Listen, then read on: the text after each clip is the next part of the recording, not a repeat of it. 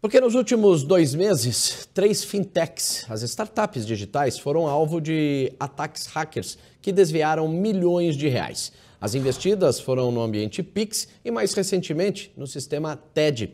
Boa parte do dinheiro foi recuperada, mas a segurança ficou arranhada. E nós vamos conversar sobre esses episódios com o Ricardo Dastes, ele que é CTO da Escuna, uma empresa de segurança cibernética. Oi, Ricardo, muito bom dia para você, seja bem-vindo aqui ao Real Time.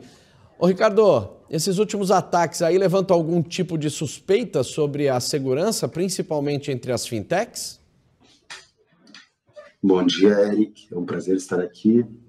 Então, a gente tem essa percepção que de 2 meses para cá, parece que abriu-se uma nova porteira de ataques, né, dentro desse mercado de fintechs, sendo o 3º caso essa semana. A gente tem conversado um bocado a respeito aqui na empresa, aqui na Escuna, e a percepção que a gente tem, considerando os clientes para os quais a gente monitora, presta serviços de detecção, resposta a incidentes cibernéticos, casos como esse, dessa natureza, quase todos eles, e para ser bem franco, eu acho que não teve nenhum caso ainda que eu particularmente tenha visto, onde não há figura de um insider, onde não há figura de alguém, seja da própria organização, ou seja da cadeia, né, eventualmente de uma empresa que presta serviços de tecnologia para o sistema de pagamentos, ligadas às fintechs, ligadas às instituições de pagamento, que não tenha de alguma forma sido aliciada, sido ou ameaçada, ou feito de alguma forma parte de um processo de facilitação para que esse ataque se caracterize. Isso ficou, acho, bem caracterizado no primeiro caso, de 2 meses atrás, da CIM, e eu acho que segue uma investigação nesses casos agora. Ô, Ricardo, com o aumento, né, no número de fintechs, a tendência é o volume de ataques crescer? Veja bem, talvez 3 fatores aqui para serem destacados.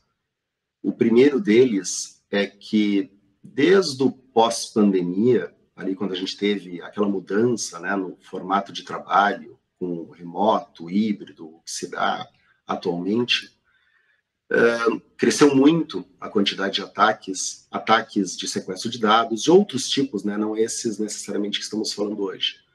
E alguns números que aparecem pouco, e também aqui da Escuna, da nossa central de monitoramento de defesa cibernética,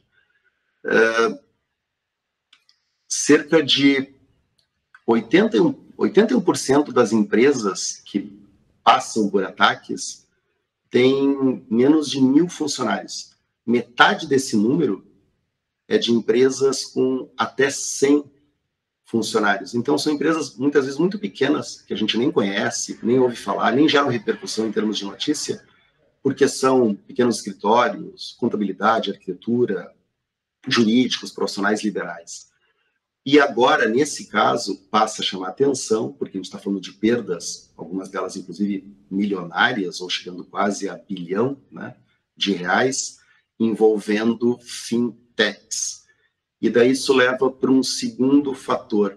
O segundo fator, e também números que nós temos aqui na Escuna, um dos ataques que é o mais comum é ataques voltados para credenciais.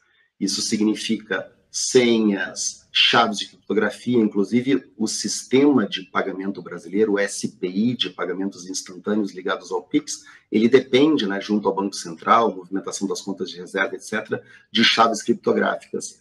E da quantidade de ataques que a gente tem aqui mapeado, números do ano passado para cá, mais de 30% são relacionados a instituições financeiras. E daí, o terceiro dado, somando aqui nessa tríade, né, de preocupações, é que no cenário de instituições financeiras de pequeno porte, de fintechs e também das PSTIs, né, que são os provedores de serviços de tecnologia de informação ligados ao Banco Central, etc., aquela divisão entre o que era um ataque cibernético e do que é um ataque ao negócio, a fraudes digitais, essa linha divisória, esse paradigma, ele deixou de existir. E muitas pessoas me perguntaram, inclusive, quando teve o primeiro caso de 2 meses atrás, mas foi um ataque cibernético ou foi uma fraude? E talvez a resposta a essa pergunta não seja mais importante, talvez o mais importante seja o que você está monitorando. Talvez não haja mais uma divisão muito clara entre esses dois cenários em empresas que são absolutamente digitais, onde os negócios eles acontecem todos em ambientes digitais. Hoje em dia tem que ficar muito esperto nos ambientes digitais, porque cada vez mais o crime organizado está mudando para esse ambiente tecnológico. Ricardo Dastes, queria muito agradecer a sua presença aqui no Real Time. Um grande abraço, uma ótima quinta-feira para você. Um grande abraço, um bom dia para você e para todos os espectadores da Times Brasil, CNBC. Obrigado.